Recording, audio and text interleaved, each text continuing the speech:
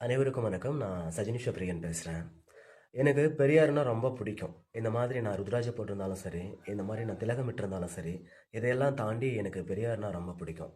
பெரியார்கிட்ட பிடிச்ச ஒரு முக்கியமான ஒரு அம்சம் என்னன்னா, இந்த சுதந்திர தன்மை, சுதந்திர உணர்வு, சுதந்திர மனப்பான்மை, சுதந்திர வேண்டுதல், சுதந்திர நினைப்பு. இதை குறித்து ரொம்ப அவர் ஆழமா பேசியிருக்கிறாரு. அந்த சுதந்திர சிந்தனை இருக்கிறதுனால தான், நான் உங்களோட சுதந்திரத்த பத்தி ரொம்ப கவலைப்படுறேன் அப்படின்னு சொல்றாரு. ஒரு இந்து மதத்தோடு மடிஞ்சு போயிடுறான். ஒரு கிறிஸ்துவ உணர்ச்சியோட செத்து போயிடுறான். ஒரு இஸ்லாமிய என்கிற உணர்வோடு மரித்து போகின்றான். ஆனால் சுதந்திரமாக யாரும் இறப்பதில்லை. இவர்கள் தாங்கள் சுதந்திரமாக இருப்பதாக சொல்லிக் கொள்ளவே முடியாது. ஒரு மதத்தால் கட்டப்பட்டவர்கள் எப்போதும் சுதந்திரம் அடைவதே கிடையாது. ஒரு மதத்தை பின்பற்றுகின்ற யாரும் சுதந்திரம் அடைவதே கிடையாது. அதனால்தான் தந்தை பெரியார் சுதந்திரத்தை குறித்து மிக அதிகமாக கவலைப்படுகின்றார். யாரெல்லாம் தங்கள் மதத்தை குறித்து கவலைப்படுகிறார்களோ அவர்களெல்லாம் அடிமைப்பட்டவர்கள் என்று சொல்லுகிறார்.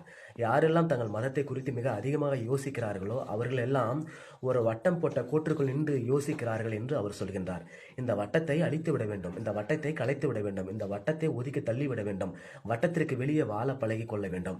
அதற்கு பிறகு இயற்கையான ஒரு வட்டம் உருவாகும். அதை குறித்து தான் பெரியார் மிக ஆழமாக பேசுகிறார். அது மிக அதிகமான ஒன்று.